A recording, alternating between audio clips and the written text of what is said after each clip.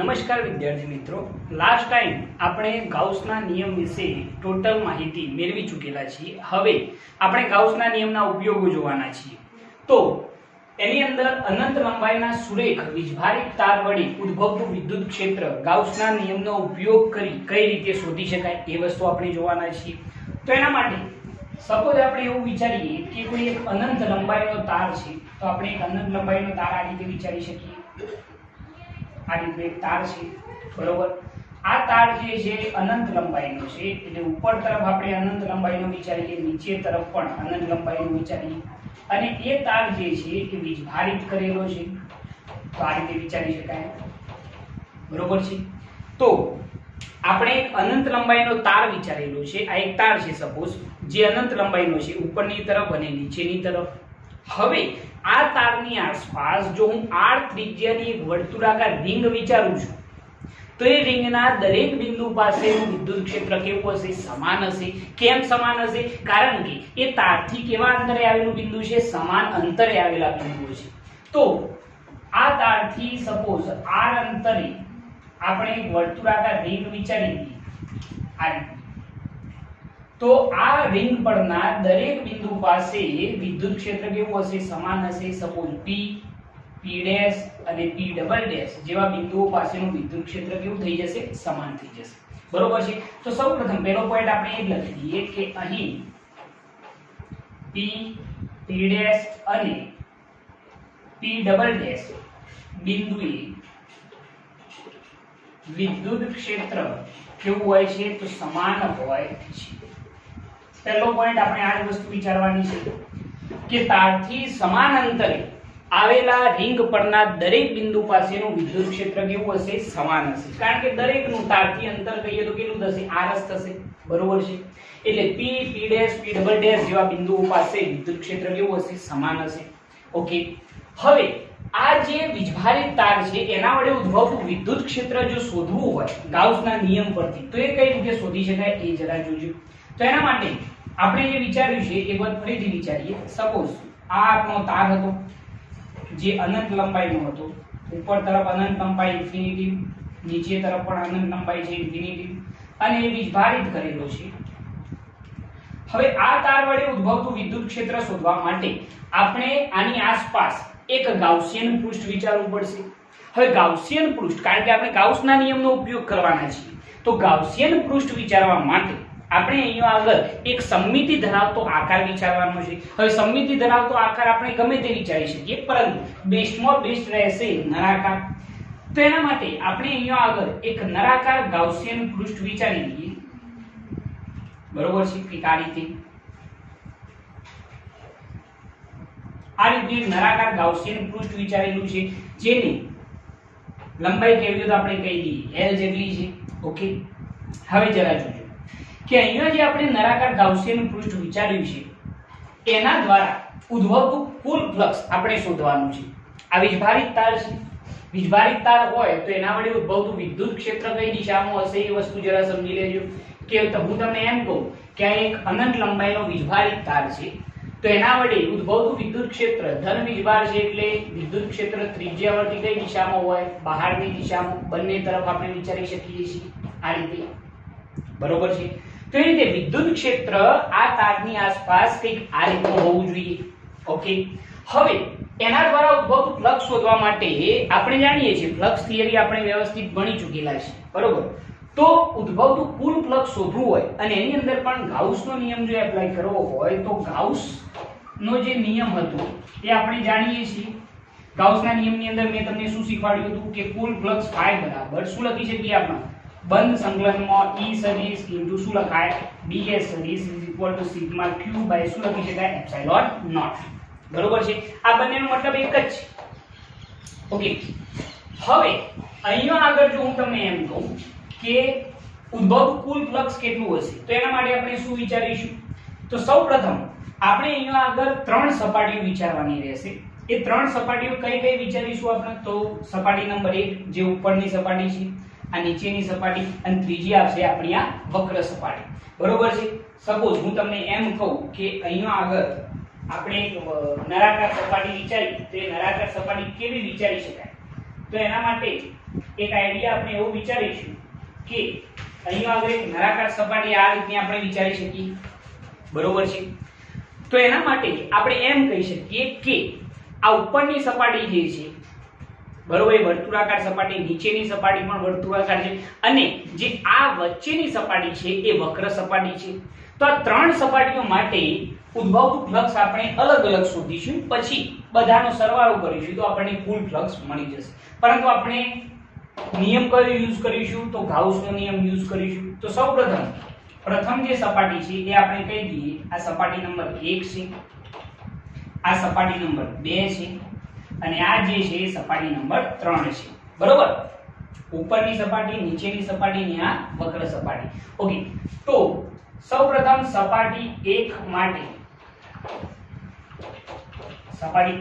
જો આપણે વિચારીએ છીએ તો એના માટે ઉદ્ભવતું ફ્લક્સ ∅1 બરાબર જો કેવું હોય તો ∅1 બરાબર બંધ સંકલનમાં E સદિશ ઇન્ટુ શું આવશે? ds સદિશ. ઓકે, હવે જરા વિચારજો કે આ જે ઉપરની સપાટી છે એનો ક્ષેત્રફળ સદિશ કઈ દિશામાં આવશે? તો ક્ષેત્રફળ સદિશ હંમેશા કઈ દિશામાં હોય? સપાટીને લંબ રૂપે ઉપરની તરફ હશે. એટલે ક્ષેત્રફળ સદિશ આનો થશે ds સદિશ ઉપરની તરફ થઈ જશે. વિદ્યુત ક્ષેત્ર આપણને ખ્યાલ છે કે એ કઈ દિશામાં આવશે? તો આ દિશામાં આવશે, આના ઉપરથી. ખ્યાલ આવે છે ને? વિદ્યુત ક્ષેત્ર આમ છે, ક્ષેત્રફળ સદિશ આમ, તો આ બંને વચ્ચેનો એંગલ કેટલો થઈ જાય? તો એંગલ થશે એનો આગળ 90 ડિગ્રી, બરોબર છે? વિદ્યુત ક્ષેત્ર આમ છે, આના પરથી ક્ષેત્રફળ સદિશ સપાટીને લંબ રૂપે એટલે કઈ તરફ આવશે? ઉપરની તરફ. એટલે એ બંને વચ્ચેનો એંગલ કેટલો થશે? તો 90 ડિગ્રી થશે. ઓકે, તો એના માટે ફ્લક્સ ∅1 બરાબર બંધ સંકલનમાં E ds શું થઈ જશે? cos θ. સદિશ સ્વરૂપ દૂર કર્યું છે. થીટા બરાબર એંગલ કેટલો થયો? 90 ડિગ્રી. cos 90 ની કિંમત કેટલી થઈ જાય? 0. તો બધાનો જો ગુણાકાર કરીએ તો જવાબ કેટલો થઈ જશે? 0. તો ફ્લક્સ ∅1 બરાબર કેટલું થઈ ગયું? 0. બરોબર છે? કારણ કે cos 90 ની કિંમત કેટલી થઈ જાય? 0 થઈ જશે. તો ઉદ્ભવતું કુલ ફ્લક્સ કેટલું થઈ જાય? 0 થઈ જાય. ઓકે, સેમ એ રીતે જો હું અહીંયા આગળ નીચેની સપાટી વિચારું, આ જે સપાટી છે એના માટે, બરોબર છે? તો એનું ક્ષેત્રફળ સદિશ સપાટીને લંબ રૂપે કઈ તરફ આવશે? નીચેની તરફ આવશે. ઠીક, આ રીતે. અને વિદ્યુત ક્ષેત્ર કઈ દિશામાં આવશે? તો આ દિશામાં આવશે, કારણ કે આપણે જાણીએ છીએ વિદ્યુત ક્ષેત્ર તો આમ જ હશે. ઓકે, તો સપાટી નંબર 2 માટે જો આપણે વાત કરીએ તો સપાટી 2 માટે જો આપણે લખવું હોય તો ફ્લક્સ ∅2 બરાબર બંધ સંકલનમાં E ds ડાયરેક્ટ લખી કાઢીએ હવે cos θ, બરોબર છે? E ds શું લખી કાઢીએ? cos θ. અને θ બરાબર અહીંયા પણ એંગલ કેટલા ડિગ્રીનો થશે? 90 ડિગ્રી. ખબર પડે છે ને? આપણે અહીંયા આગળ બીજા નંબરની સપાટી માટે ઉદ્ભવતું ફ્લક્સ ∅2 બરાબર બંધ સંકલનમાં E ds cos θ, અને θ બરાબર અહીંયા પણ કેટલા ડિગ્રી બને છે? 90 ડિગ્રી. ધ્યાનથી જોજો કે ક્ષેત્રફળ સદિશ આમ છે, વિદ્યુત ક્ષેત્ર આમ છે, એટલે આ બંને વચ્ચેનો એંગલ કેટલા ડિગ્રીનો થઈ ગયો? 90 ડિગ્રી. તો ફરીથી cos 90 ની કિંમત 0, તો ઉદ્ભવતું ફ્લક્સ કેટલું થઈ જાય? 0 થઈ જાય. તો આ બીજી સપાટી માટે પણ ઉદ્ભવતું ફ્લક્સ આપણું કેટલું થયું? 0 થયું છે. ઓકે, હવે જો આપણે સપાટી નંબર 3 વિચારીએ, જે આપણી આ વક્ર સપાટી છે, ધ્યાનથી જોજો આ વક્ર સપાટી. તો આ વક્ર સપાટી માટે નો ક્ષેત્રફળ સદિશ સપાટીને લંબ રૂપે કઈ દિશામાં આવશે? આ દિશામાં આવશે, બરોબર છે? વિદ્યુત ક્ષેત્ર પણ કઈ દિશામાં છે? ધ્યાનથી જો, વિદ્યુત ક્ષેત્ર પણ એના એ દિશામાં છે. મતલબ કે આ ત્રીજી સપાટી માટે ક્ષેત્રફળ સદિશ ds સદિશ આમાં આવશે, સાથે સાથે વિદ્યુત ક્ષેત્ર પણ એના એ દિશામાં આવશે. તો એ બંને વચ્ચેનો એંગલ કેટલો થાય? 0, કારણ કે બંને એક જ દિશામાં છે. તો θ બરાબર અહીંયા એંગલ કેટલો થાય? 0 ડિગ્રી થશે. તો એના ઉપરથી જો લખવું હોય તો સપાટી 3 માટે ઉદ્ભવતું ફ્લક્સ કેવું હોય તો ∅3 બરાબર બંધ સંકલનમાં E ds cos θ, બરોબર છે ને? ઓકે, હવે અહીંયા θ બરાબર જો આપણે એપ્લાય કરીએ 0 ડિગ્રી ત્રીજી સપાટી માટે, તો cos 0 ની કિંમત કેટલી થાય? 1 થશે. ઓકે, જરા જોજો હવે. તો બંધ સંકલનમાં શું વધશે? ખાલી E ds, કારણ કે cos 0 ની કિંમત 1. ઓકે, વિદ્યુત ક્ષેત્ર તો કેવું છે? અચળ છે, એટલે એ બહાર નીકળી જાય. તો બંધ સંકલનમાં ખાલી શું આવશે? ds. જો તમે આનું કુલ ક્ષેત્રફળ કહેશો, આ જે આપણી વક્ર સપાટી છે, આ નળાકારની જે આ વક્ર સપાટી છે એનું કુલ ક્ષેત્રફળ કેવું હોય, કારણ કે ઇન્ટિગ્રેશનમાં ds, બરોબર છે, એટલે કે આ વક્ર સપાટીનું કુલ ક્ષેત્રફળ જો કેવું હોય તો એ કેટલું થઈ જાય, તો આ વક્ર સપાટીનું ક્ષેત્રફળ 2πrh, અને h બરાબર ઊંચાઈ કેટલી છે l, તો e ઇન્ટુ શું થઈ ગયું 2πrl, તો ઉદ્ભવતું કુલ ફ્લક્સ આપણને મળે છે phi3 બરાબર e ઇન્ટુ 2πrl. ઓકે, હવે જોજો તો આપણે ત્રણેય સપાટીઓ જે છે, સપાટી નંબર 1, સપાટી નંબર 2 અને સપાટી નંબર 3, ત્રણેય માટે ઉદ્ભવતા ફ્લક્સ અલગ અલગ શોધ્યા છે. phi1 કેટલું થયું 0 થયું, કારણ કે વિદ્યુત ક્ષેત્ર અને ક્ષેત્રફળ સદિશ વચ્ચેનો એંગલ કેટલો હતો 90 ડિગ્રી, એટલે ફ્લક્સ શૂન્ય થઈ જાય. બીજી સપાટી માટે જો વાત કરીએ તો એની અંદર પણ વિદ્યુત ક્ષેત્ર અને ક્ષેત્રફળ સદિશ વચ્ચેનો એંગલ કેટલો થયો 90 ડિગ્રી, એટલે એનું પણ ફ્લક્સ કેટલું થઈ ગયું શૂન્ય થઈ ગયું. માત્ર સપાટી નંબર 3 નું કંઈક ના કંઈક ફ્લક્સ મળે છે, કેમ, કારણ કે એની અંદર વિદ્યુત ક્ષેત્ર અને ક્ષેત્રફળ સદિશ બંને કેવા છે, એક જ દિશામાં છે, θ બરાબર 0, તો એના લીધે ઉદ્ભવતું ફ્લક્સ આપણને કેટલું મળે છે e * 2πrl. ઓકે, તો હવે જે આ ગાઉસિયન સપાટી આપણે વિચારેલી છે એના દ્વારા ઉદ્ભવતું કુલ ફ્લક્સ જો આપણે કેવું હોય તો કુલ ફ્લક્સ phi બરાબર શું થઈ જશે, તો phi1 phi2 શું થઈ જાય phi3, તો કુલ ફ્લક્સ phi બરાબર કેટલું થઈ જશે, phi1 કેટલું 0, phi2 પણ 0 અને phi3 કેટલું આવ્યું e * 2πrl, એટલે કુલ ફ્લક્સ કેવું હોય તો આપણને મળશે e * 2πrl થઈ જશે, બરોબર છે. ઓકે, હવે જોજો કુલ ફ્લક્સ શોધ્યા પછી અહીંયા આપણે ગાઉસનો નિયમ એપ્લાય કરવાના છીએ. તો ગાઉસના નિયમ પરથી જો આપણે અહીંયા આગળ કેવું હોય તો ગાઉસનો નિયમ આપણે શું ભણ્યા હતા, ફ્લક્સ phi બરાબર q/ε0, બરોબર છે ને. ઓકે, હવે કુલ ફ્લક્સ કેટલું આપણે મેળવ્યું છે, તો e * 2πrl મેળવ્યું છે, ઇઝ ઇક્વલ ટુ વિદ્યુત ભાર કેટલો થશે. સપોઝ આ સળિયાની રેખીય ઘનતા આપણે લેમ્બડા વિચારી લઈએ, તો લેમ્બડા બરાબર રેખીય ઘનતા લેમ્બડા બરાબર આપણે શું લખતા હતા q/l, તો વિદ્યુતભાર q બરાબર કેટલો થઈ જાય સમગ્ર સળિયા પરનો, તો લેમ્બડા ઇન્ટુ શું થઈ જશે l થઈ જશે, અપન શું આવશે ε0, તો l શું થઈ જાય કેન્સલ આઉટ, તો વિદ્યુત ક્ષેત્ર E બરાબર આપણને અહીંયા આગળ મળશે λ/2πε0 ઇન્ટુ 1 અપન શું થઈ જશે r, બરોબર છે. આ જે મળ્યું છે એ પરિણામી વિદ્યુત ક્ષેત્ર છે. ઓકે, હવે જો આની અંદર એક સામાન્ય ફેરફાર કરીએ તો એ સામાન્ય ફેરફાર શું કરી શકાય એ જરા જોજો. તેના માટે હું કંઈક એમ લખી શકું કે અહીંયા આગળ અંશ અને છેદને જો હું 2 વડે ગુણી દઉં તો શું થાય, તો 2λ अपन નીચે 2 વડે ગુણીએ તો 4πε0 ઇન્ટુ 1 अपन શું થઈ જશે r થઈ જશે, બરોબર છે. ઓકે, હવે આપણે જાણીએ છીએ અંશ અને છેદને 2 વડે ગુણ્યા છે. હવે 1/4πε0 ની જગ્યાએ લખવા શું લખાય k, તો વિદ્યુત ક્ષેત્ર E બરાબર 2k લેમ્બડા अपन શું થઈ જશે r થઈ જશે. ખ્યાલ આવે છે ને, મેં શું કર્યું 1/4πε0 ની જગ્યાએ શું લખ્યું k, તો અહીંયા આગળ 2k લેમ્બડા अपन શું થઈ ગયું r થઈ ગયું. ઓકે, આ પરિણામી વિદ્યુત ક્ષેત્ર થયું. જો આનું સદિશ સ્વરૂપ લખવું હોય તો શું લખાય, તો વિદ્યુત ક્ષેત્ર E સદિશ બરાબર 2k લેમ્બડા अपन r ઇન્ટુ શું લખાશે n કેરેટ પણ લખી શકાય છે. પરંતુ મેઈન સૂત્ર આપણે આ યાદ રાખીશું કે E બરાબર સૂત્ર શું બને છે લેમ્બડા अपन 2πε0 ઇન્ટુ 1 अपन શું થઈ જશે r, અથવા વિદ્યુત ક્ષેત્ર E બરાબર 2k લેમ્બડા अपन શું થઈ જશે r થઈ જશે. ઓકે, આ સૂત્ર આપણે યાદ રાખીશું. એના પછી એક બીજી વસ્તુ, જો લેમ્બડા ગ્રેટર ધેન 0 હોય તો વિદ્યુત ક્ષેત્ર E કઈ તરફ હોય છે, તો ત્રિજ્યાવર્તી બહારની તરફ હોય છે. જો લેમ્બડા લેસ ધેન 0 હોય એટલે કે ઋણ હોય તો વિદ્યુત ક્ષેત્ર કઈ તરફ હશે, તો એ અંદરની તરફ હશે, બરોબર છે. એ પણ આપણે યાદ રાખવાનું છે. તો આ રીતે આપણે આ જે સૂત્ર તારવ્યું છે, બરોબર, એ આપણે ખાસ કરીને યાદ રાખવાનું છે. તો આનો આઈડિયા એકદમ સિમ્પલ છે.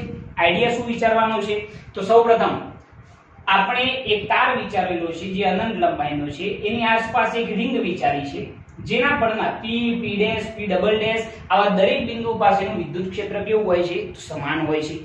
તેના પછી મેં ઉદ્ભવતું વિદ્યુત ક્ષેત્ર શોધવા માટે તારની આસપાસ એક નળાકાર ગાઉસિયન પૃષ્ઠ વિચાર્યું છે. એક ગાઉસિયન પૃષ્ઠની અંદર ટોટલ 3 સપાટીઓ છે. સપાટી નંબર 1, સપાટી નંબર 2 અને સપાટી નંબર 3. ત્રણેયની અંદર ઉદ્ભવતું ફ્લક્સ મેં અહીં આગળ શોધેલું છે ગાઉસના નિયમ પરથી. તો ફ્લક્સ ϕ1 બરાબર બંધ સંકલનમાં E સદિશ ds સદિશ. જો સદિશ સ્વરૂપ દૂર કરીએ તો શું થઈ જાય? E ds cos θ. અને θ બરાબર તમે જુઓ છો સપાટી નંબર 1 ની અંદર વિદ્યુત ક્ષેત્ર આમ છે, ક્ષેત્રફળ સદિશ આમ, તો બંને વચ્ચેનો એંગલ કેટલો થયો? 90 ડિગ્રી. તો ફ્લક્સ કેટલું થાય? 0. એ રીતે સપાટી નંબર 2 ની અંદર પણ વિદ્યુત ક્ષેત્ર અને ક્ષેત્રફળ સદિશ વચ્ચેનો એંગલ કેટલો છે? 90 ડિગ્રી. તો એનું પણ ફ્લક્સ કેટલું થાય? 0 થશે. પરંતુ સપાટી નંબર 3 માટે ફ્લક્સ 0 થશે નહીં, કારણ કે વિદ્યુત ક્ષેત્ર અને ક્ષેત્રફળ સદિશ બંને એક જ દિશામાં છે. એટલે એનું સૂત્ર ફ્લક્સ ϕ3 બરાબર બંધ સંકલનમાં E ds cos θ, અને θ બરાબર કેટલા લખીશું? 0. તો cos 0 ની કિંમત 1 થઈ જાય, તો બંધ સંકલનમાં શું વધ્યું? E ds. તો E સંકલનમાં શું આવશે? ds. અને આ જે વક્ર સપાટી છે, આ નળાકારની કેવી સપાટી? વક્ર સપાટી, અને એનું ક્ષેત્રફળ શું લખાય? 2πr l લખાશે. પછી આપણે કુલ ફ્લક્સ માટે ત્રણેય ફ્લક્સનો શું કરીશું? સરવાળો. તો એ કુલ ફ્લક્સ આપણને મળશે E 2πr l. પછી ગાઉસના નિયમ પરથી ફ્લક્સ ϕ બરાબર q/ε0. ϕ ની જગ્યાએ આપણે એપ્લાય કરીશું કુલ flux E 2πr l is equal to q બરાબર શું એપ્લાય કરીશું આના ઉપરથી? λ/l/ε0. Lambda cancel out. તો વિદ્યુત ક્ષેત્ર E બરાબર શું થઈ જાય? λ/2πε0 1 શું થઈ જશે? r થઈ જશે. ઓકે, આ પરિણામી વિદ્યુત ક્ષેત્ર છે, જે આપણું મેઈન સૂત્ર પણ છે. પરંતુ એને બીજી મેથડ થી લખવું હોય તો શું લખાય? અંશ અને છેદને કેટલા વડે ગુણવાના? 2 વડે. તો 2λ શું થઈ જાય? અહીંયા 2 વડે ગુણીએ તો 4πε0 1/r. ઓકે, 1/4πε0 ની જગ્યાએ શું લખ્યું છે? k. તો વિદ્યુત ક્ષેત્ર શું બન્યું? 2k λ/r થઈ જાય છે. આ એનું કેવું સ્વરૂપ છે? સદિશ સ્વરૂપ. બરોબર છે. ઓકે, n કેરેટ જે છે એ ત્રિજ્યાવર્તી દિશામાંનો શું છે? એકમ સદિશ. ઓકે, એના પછી જો λ 0 હોય એટલે કે રેખીય ઘનતા ધન હોય તો વિદ્યુત ક્ષેત્ર કઈ તરફ? બહારની તરફ. જો λ 0 હોય એટલે કે ઋણ હોય તો વિદ્યુત ક્ષેત્ર અંદરની તરફ મળશે. બરોબર છે. આ રીતે તમે આ થિયરી પ્રૂવ કરી શકો છો. ઓકે, જો તમને અમારી આ ચેનલ પસંદ આવતી હોય તો અમારી આ ચેનલને લાઈક કરો, શેર કરો, સબસ્ક્રાઇબ કરો અને બેલ આઇકન ચાલુ કરો, જેથી અમારા આવનારા વિડીયો તમને મળતા રહે. જય